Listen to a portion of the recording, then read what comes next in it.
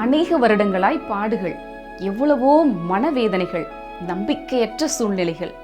ஆனால் முடிவு ஒரு உன்னத நிலையில் இருப்பவருக்கு முன் நிற்கும்படியான ஒரு இனிய சூழல். எத்தனை சந்தோஷமாக இருந்திருக்கும் இல்லையா? வாருங்கள், எப்படி அந்த சூழல் உருவாகியது என்று இன்றைய தியானத்தில் பார்ப்போம்.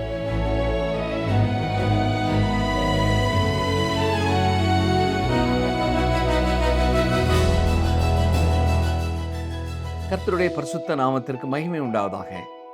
இந்த நாட்களில் நாம் யோசேப்பின் வாழ்க்கை வரலாற்றை கற்று வருகிறோம். கடந்த நிகழ்ச்சியில் நாம் பார்த்தது போல 2 ஆண்டு காலம் யோசேப்பை மறந்து போன பானபாத்திரக்காரன் இப்பொழுது பார்வோன் சொப்பனம் கண்டவுடன் தனது சொப்பனத்திற்கான அர்த்தத்தை சரியாக கொடுத்தது யோசேப்பு என்பதை நினைவுபடுத்தி பார்க்கிறான்.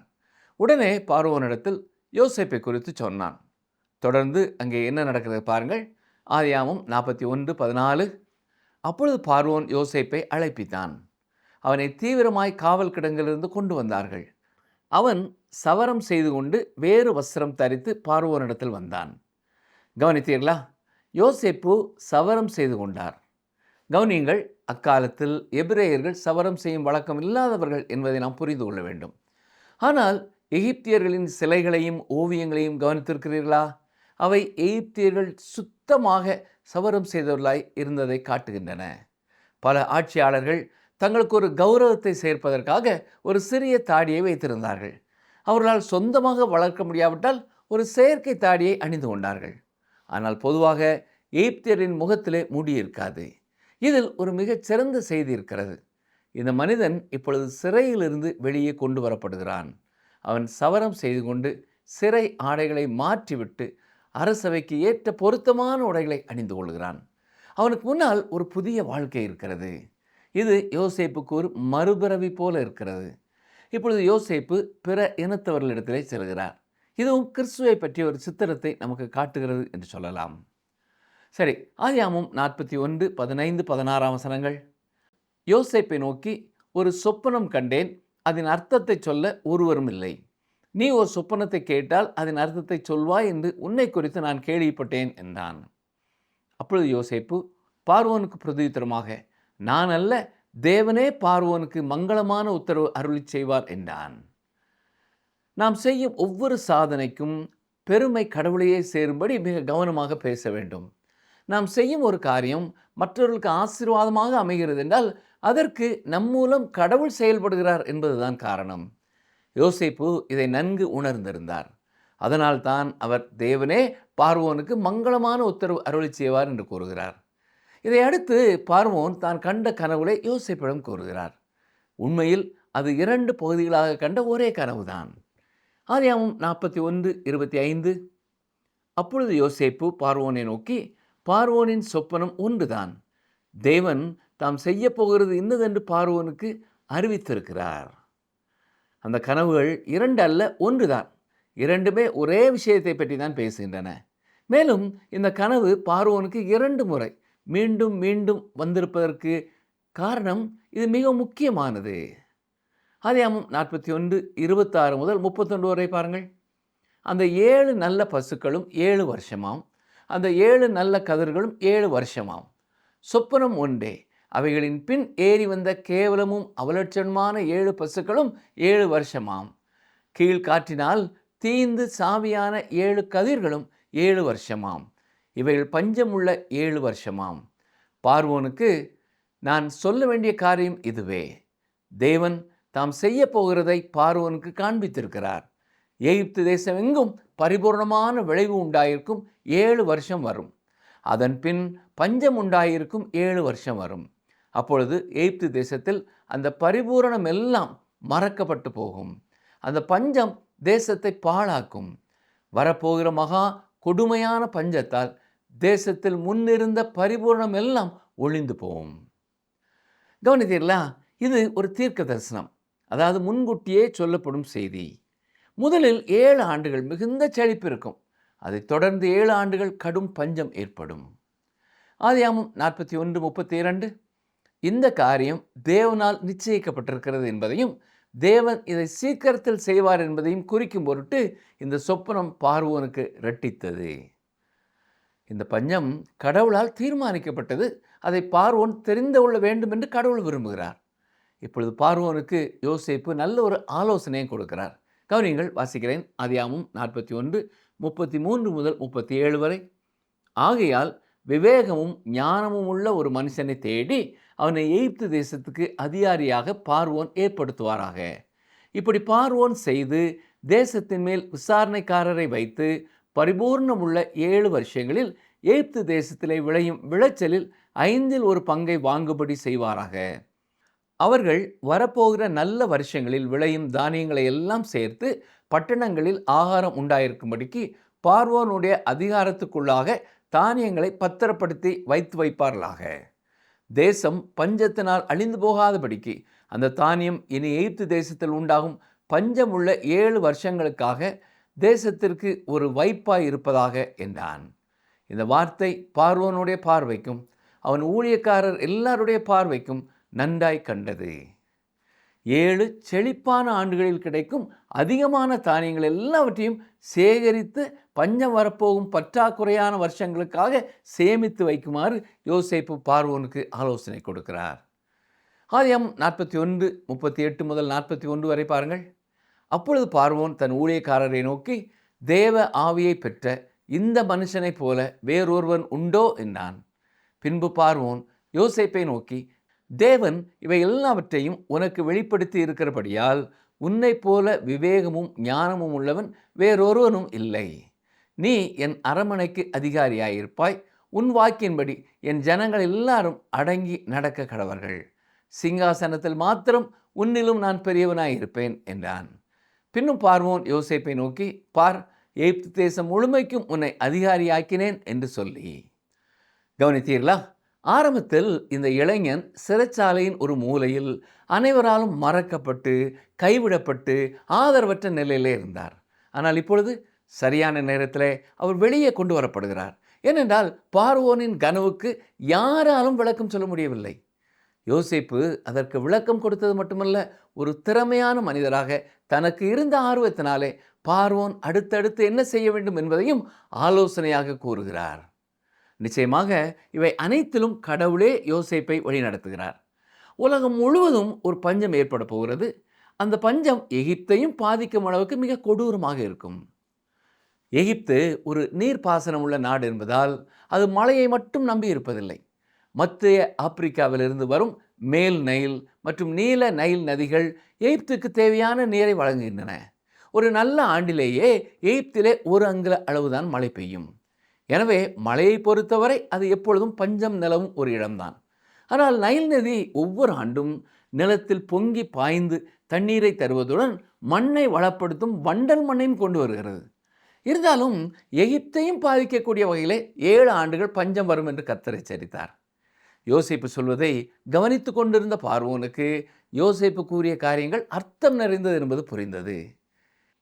மேல் நாடு ஒன்றிலே அரசாங்கத்திலே இருந்த உயர் அதிகாரியான கிளாட்ஸ்டன் என்பவரை பார்த்து சிறந்த ஒரு மனிதனுக்கான அளவுகோல் எது என்று கேட்கப்பட்டது. அதற்கு அவர் சொன்ன பதில் என்ன தெரியுமா? அடுத்த 50 ஆண்டுகளாக தேவன் எப்படி செயல்பட போகிறார் என்பதை அறிந்திருக்கிற மனிதனே சிறந்தவன் என்று சொன்னார். ஆதியாகம புத்தகத்திலே அடுத்த 14 ஆண்டுகள் என்ன நடைபெறப் போகிறது என்பதை தேவன் பார்வோனுக்கு வெளிப்படுத்தினார். இப்படிப்பட்ட தலைவர்கள் இன்றும் நம்முடைய தேசத்திற்கும் உலகத்தில் உள்ள ஒவ்வொரு தேசத்திற்கும் தேவை. பிரியமானவர்களே, நம்முடைய தேச தலைவர்களுக்காக நாம் ஒவ்வொருவரும் ஒவ்வொரு நாளும் கர்த்தரை நோக்கி ஜெபிக்க கடமைப்பட்டிருக்கிறோம். அவர்கள் தேவனுடைய சித்தத்தையும் தேவனுடைய நோக்கங்களையும் அறிந்து கொள்ளும் மனமுடையவர்களாய் வாழ வேண்டும். சரி, இப்பொழுது இவ்வளவு பொறுப்புகளையும் யோசேப்பை தவிர வேறு யார் எடுத்து செய்ய முடியும்? யோசேப்பின் வார்த்தைகளை கேட்ட பார்வோன் உடனடியாக யோசேப்பின் திறமைகளை புரிந்து கொள்கிறான். எப்படி தேவன் யோசேப்புக்கு போத்திபாரின் வீட்டிலே பயிற்சி கொடுத்தார்? ஞாபகம் இருக்கிறதா? பல வேளைகளிலே அவன் வீட்டிற்குள்ளே ஏன் போயிருக்க வேண்டும் என்று கூட நாம் யோசித்தோம். ஆனால் போத்திபாரின் வீட்டிலே யோசேப்பு பெற்றுக்கொள்ள வேண்டிய ஒரு பயிற்சி இருந்தது. எல்லாம் தனக்கு சொந்தமாயிருக்கும் வேளையிலேயும் யோசேப்பு எப்படி நடந்து கொள்ள வேண்டும் என்பதை கற்றுக்கொள்ள வேண்டியது இருந்தது. இப்பொழுது ஒரு வீடு மட்டுமல்ல, ஒரு தேசம் முழுவதும் யோசேப்பின் கரங்களின் கீழே வருகிறது. அவனுடைய வாழ்க்கையிலே எத்தனை அற்புதமான ஒரு மாற்றம் இல்லையா? சிறையின் பின்னாலே கிடந்தவர் பார்வோனின் அரியணைக்கு பக்கத்து அரியணைக்கு வந்து விட்டார். உங்களையும் கர்த்தர் உயர்த்தும் முன்பாக தாழ்வான இடங்களை நீங்கள் கடந்து வரும்படியாக செய்வார். அப்படிப்பட்ட எல்லா இடங்களிலேயும் நீங்கள் உண்மை உள்ளவர்களாய் இருக்கும் பொழுதுதான் தேவன் உங்களை நம்பி பெரிய காரியங்களை கொடுக்க முடியும். ஆதியாகமம் 41:42 வசனம் பாருங்கள். பார்வோன் தன் கையில் போட்டிருந்த தன் முத்திரை மோதிரத்தை கழற்றி அதை யோசேப்பின் கையிலே போட்டு மெல்லிய வஸ்திரங்களை அவனுக்கு உடுத்தி பொன் சரப்பணியை அவன் கழுத்திலே தரித்து. அந்த மோதிரத்தில் ஒரு முத்திரை இருந்தது. அதை மெழுகில் பதிக்கும்போது அது பார்வோனின் கையெழுத்திற்கு இணையான அதிகாரத்தை கொடுக்கும். இப்பொழுது பார்வோன் யோசேப்பை தனது பிரதிநிதியாக மாற்றுகிறார். இதன் மூலம் பார்வோனின் கையெழுத்தை பயன்படுத்தும் உரிமை யோசேப்புக்கு கிடைக்கிறது. பாருங்கள், ஆதியாகமம் 41:43 முதல் 45 வரை வாசிக்கிறேன். தன்னுடைய 2ஆம் ரதத்தின் மேல் அவனை ஏற்றி தெண்டனிட்டு பணியுங்கள் என்று அவனுக்கு முன்பாக கூறுவித்து எகிப்து தேசம் முழுமைக்கும் அவனை அதிகாரியாக்கினான். பின்னும் பார்வோன் யோசேப்பை நோக்கி, நான் பார்வோன், ஆனாலும் எகிப்து தேசத்தில் உள்ளவர்களில் ஒருவனும் உன் உத்தரவில்லாமல் தன் கையையாவது தன் காலையாவது அசைக்கக்கூடாது என்றான். மேலும் பார்வோன் யோசேப்புக்கு சாப்நாத் பனேயா என்கிற பெயரையிட்டு ஓன் பட்டணத்து ஆசாரியனாகிய போத்திபராவின் குமார்த்தியாகிய ஆஸ்நாத்தை அவனுக்கு மனைவியாக கொடுத்தான். யோசேப்பு எகிப்து தேசத்தை சுற்றி பார்க்கும்படி புறப்பட்டான். யோசேப்பு என்ற பெயர் நமக்கு சொல்ல நன்றாக இருக்கிறது. ஆனால் பார்வோன் சாப்நாத் பனேயா என்ற பெயரை கொடுத்தான். இது ஒரு காப்டிக் மொழிபெயர்ப்பாகும். இதற்கு மறைபொருட்களை வெளிப்படுத்துகிறவர் என்று அர்த்தம். சரி, ஆதியாகமம் 41:46 பாருங்கள். யோசேப்பு எகிப்தின் ராஜாவாகிய பார்வோனுக்கு முன்பாக நிற்கும்போது 30 வயதாக இருந்தான். யோசேப்பு பார்வோனுடைய சந்நிதியிலிருந்து புறப்பட்டு எகிப்து தேசம் எங்கும் போய் சுற்றி பார்த்தான். இங்கே யோசேப்பின் வயது நமக்கு குறிப்பிடப்பட்டிருக்கிறது. அவர் எகிப்து தேசத்திற்கு வந்து 13 ஆண்டுகள் ஆகின்றன என்பதை நாம் பார்க்கிறோம். பானபாத்திரக்காரர் மற்றும் சுயம்பாகியின் சம்பவத்திற்கு பிறகு அந்த ஆண்டுகளில் 2 ஆண்டுகளை அவர் சிறையிலே கழித்தார் என்பது நமக்கு தெரியும். அதற்கு முன்பே அவர் ஓராண்டு அல்லது அதற்கு மேல் சிறையிலே இருந்திருக்கலாம். எனவே அவர் போத்திபார் வீட்டில் சுமார் 10 ஆண்டுகள் இருந்திருக்கக்கூடும். எகிப்து தேசத்திலே அவர் இருந்த காலகட்டம் எப்படி பிரிக்கப்பட்டிருந்தது என்பதை பற்றிய ஒரு புரிந்து கொள்ளுதலை இது நமக்கு கொடுக்கிறதா இருக்கிறது. எகிப்திலே கழிந்த இந்த 13 ஆண்டுகளுக்கு பிறகு யோசேப்பு ஒரு நாட்டின் பிரதம மந்திரிக்கு இணையான பதவியிலே அமர்கிறார். யோசேப்பை ஏற்றுக்கொள்வதற்கு பார்வோன் ஏன் இவ்வளவு தயாராக இருந்தார் என்று நீங்கள் எப்பொழுதாவது யோசித்திருக்கிறீர்களா? அதற்கான முதல் காரணம் நிச்சயமாக கடவுள் அவரோடு இருந்தார் என்பதுதான். ஆரம்பத்திலிருந்தே நாம் அதைத்தான் பார்த்து கொண்டிருக்கிறோம். கடவுளின் கரம் அவரது பராமரிப்பின் மூலம் யோசேப்பை வழிநடத்தியது. யோசேப்பை பார்வோன் இவ்வளவு எளிதாக ஏற்றுக்கொண்டதற்கு மற்றொரு நடைமுறை காரணமும் இருக்கலாம். வரலாற்று ஆய்வாளர்களின் கருத்துப்படி அந்த காலத்திலே எகிப்தை ஆண்ட பார்வோன் மன்னர் ஹெக்சாஸ் இனத்தைச் சேர்ந்தவர்கள். இந்த ஹெக்ஸோஸ் மன்னர்கள் எகிப்தைச் சேர்ந்தவர்கள் அல்ல. அவர்கள் அரேபிய பாலைவனத்திலிருந்து வந்த நாடோடி இனத்தைச் சேர்ந்தவர்கள். இவர்கள் பெடோயின்கள் என்றும் அழைக்கப்படுகிறார்கள். ஒரு குறிப்பிட்ட காலத்தில் இவர்கள் எகிப்திற்குள் புகுந்து அதன் அரியணையை கைப்பற்றினார்கள். இது உண்மையாக இருக்கும் என்றால் தேசிய இன அடிப்படையிலே அந்த பார்வோன் எகிப்தியர்களை விட யோசேப்பிற்கு மிகவும் நெருக்கமானவர். இதுவே யோசேப்பின் மீது மன்னருக்கு நம்பிக்கை வர காரணமாக இருந்தது. உண்மையிலே இந்த ஹெக்ஸோஸ் மன்னர்களுக்கு தங்களுக்கு உண்மையாக இருக்கக்கூடிய ஆட்களை எகிப்தியரிடத்திலே கண்டறிவது கடினமாயிருந்தது. ஆனால் யோசேப்பு மிகவும் உண்மை உள்ளவராக இருந்தார். தன் வாழ்க்கையிலே கடவுள் செயல்படுகிறார் என்ற அசைக்க முடியாத நம்பிக்கை யோசேப்பிடம் இருந்ததால் தான் யாரிடமும் பணியாற்றினாலும் அவர் உண்மை உள்ளவராக இருந்தார். சுருக்கமாக சொன்னால் மன்னருக்கும் யோசேப்பிற்கும் இடையிலான இன ரீதியான தொடர்பு யோசேப்புக்கு ஒரு நல்ல வரவேற்பை பெற்று தந்திருக்கலாம்.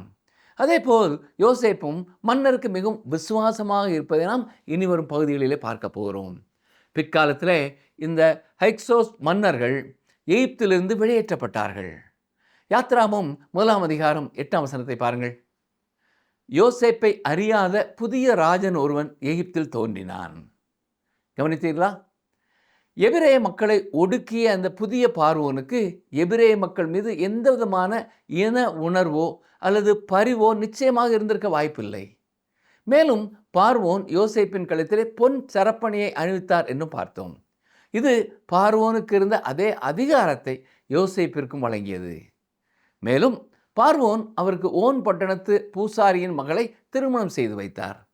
அவருடைய பெயரான ஆஸ்நாத் என்பதற்கு நீத் தேவதைக்கு, அதாவது எகிப்திய மினர்வா தேவதைக்கு அர்ப்பணிக்கப்பட்டவள் என்று பொருள். தெளிவாக சொல்வதென்றால் அவள் அந்நிய வழிபாட்டு பின்னணியிலிருந்து வந்தவள்.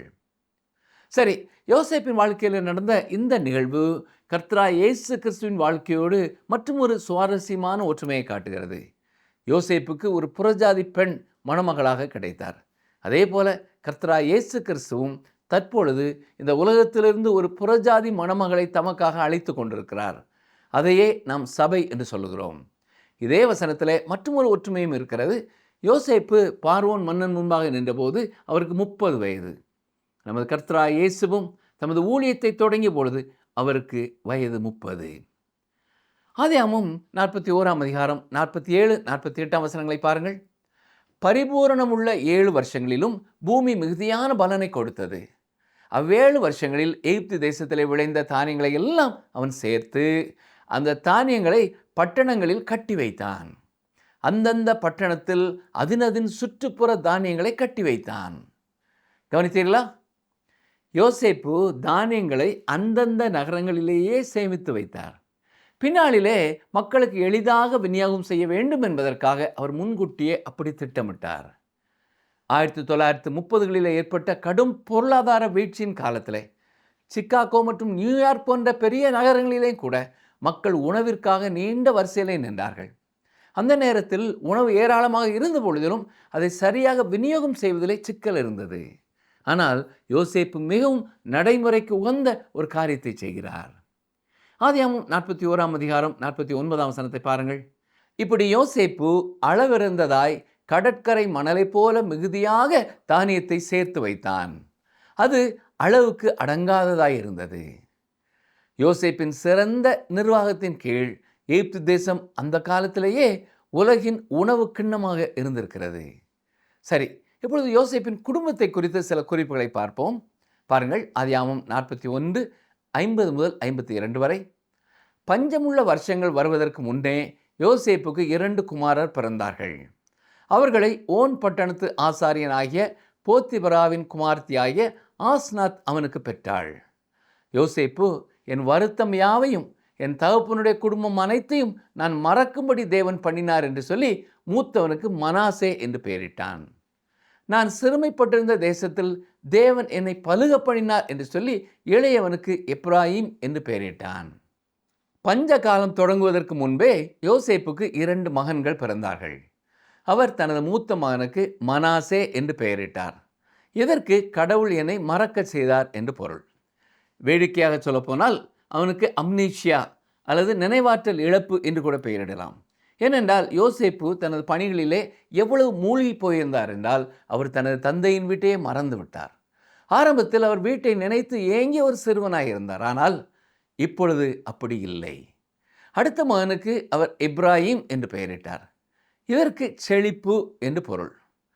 முதல் மகனை அம்னீஷியா என்று அழைத்தது போலவே இந்த பையனை நீங்கள் அம்ப்ரோஷியா, அதாவது தேவாமிர்தம் போன்ற இனிமையும் செழுமையும் என்று அழைக்கலாம். சரி, ஆதியாகமம் 41:53 பாருங்கள்.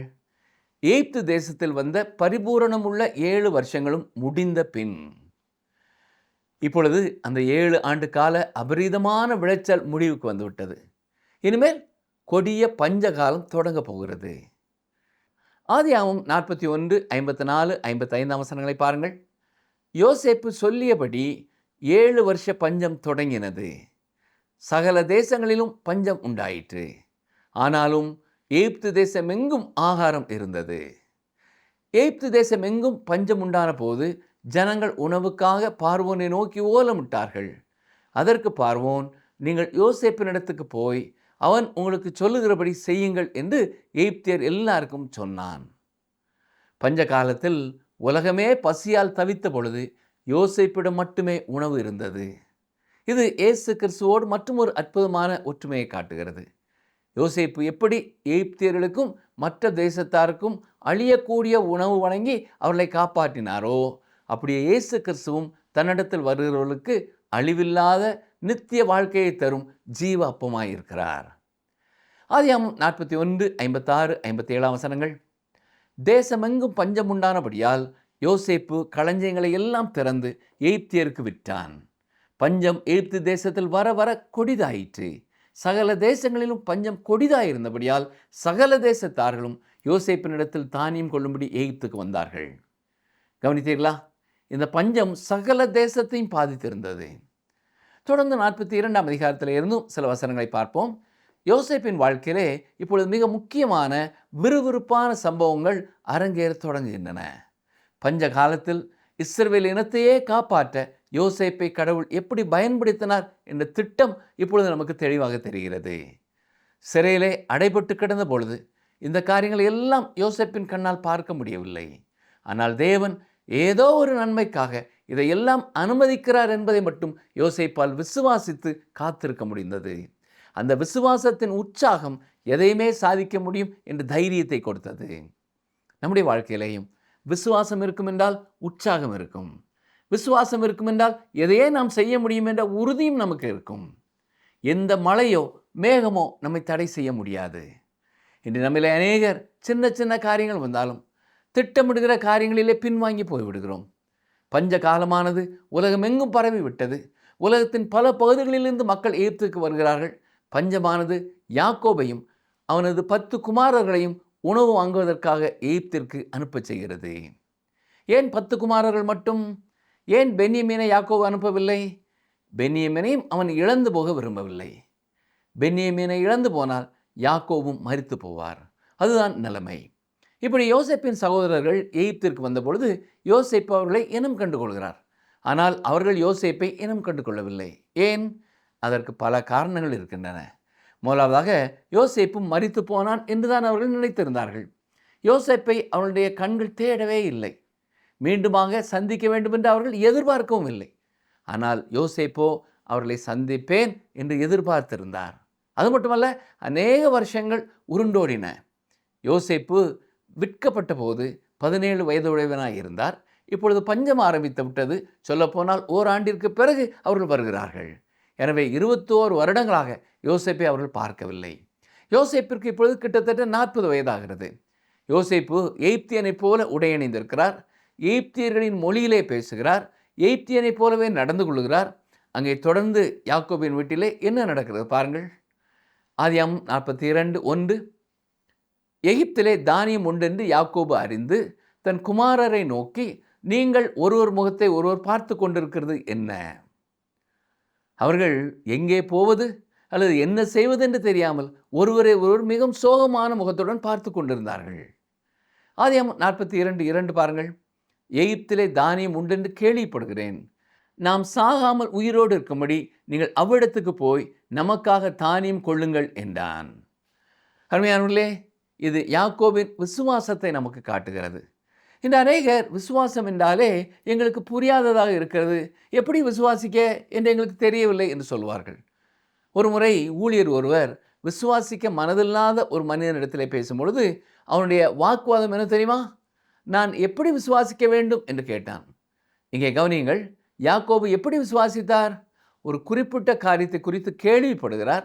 அதாவது எகிப்திலே தானியம் உண்டு என்று கேள்விப்படுகிறார். அதை அவர் விசுவாசித்தார். அந்த உணவு அவர்கள் ஜீவனை காக்கும் என்று விசுவாசித்தார். அந்த விசுவாசத்தின் அடிப்படையிலே செயல்பட ஆரம்பித்தார். அங்கே போய் நமக்காக தானியம் கொள்ளுங்கள் என்று தனது குமாரர்களிடத்திலே சொன்னார்.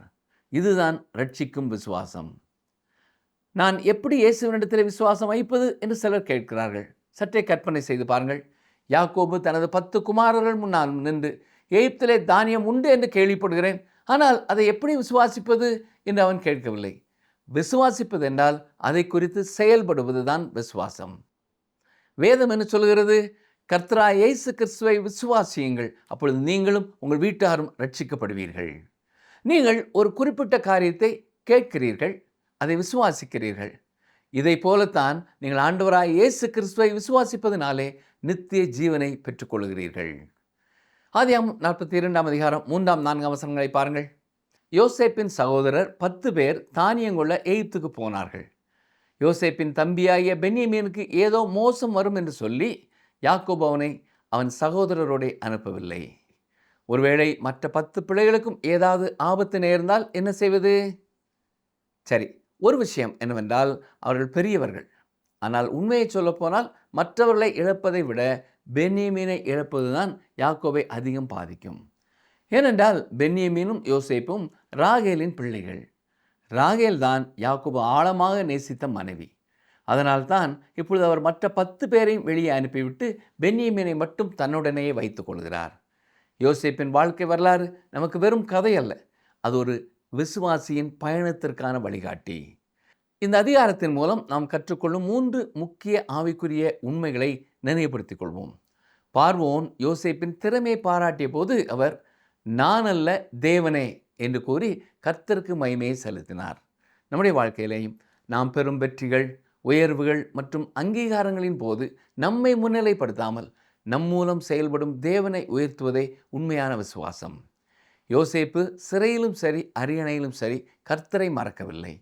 யோசேப்பு தனது பழைய சிறை ஆடைகளை களைந்து சவரம் செய்து புதிய உடைகளை அணிந்து பார்வோன் முன் நின்றது நம்முடைய ஆவிக்குரிய மாற்றத்திற்கு ஒரு அடையாளம்.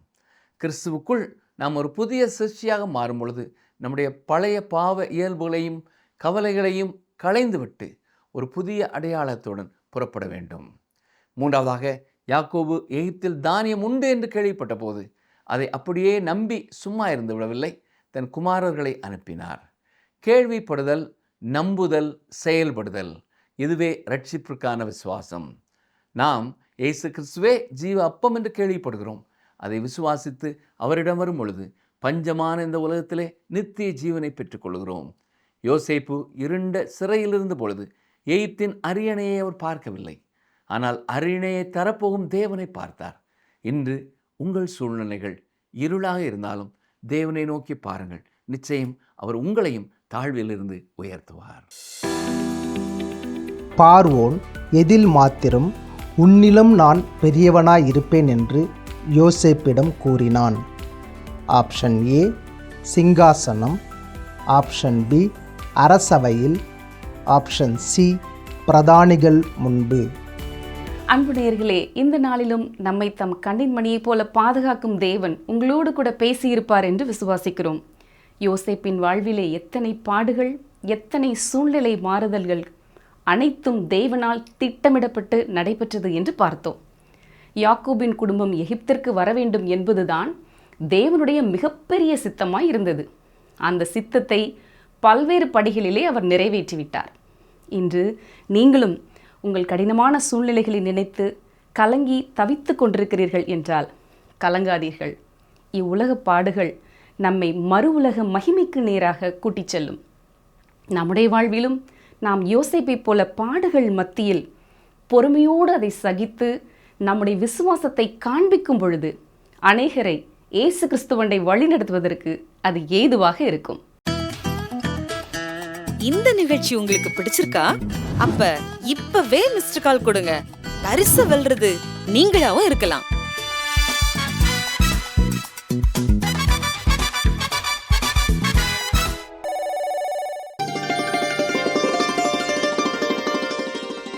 என் உள்ளங்கைகளில் உன்னை வரைந்திருக்கிறேன்.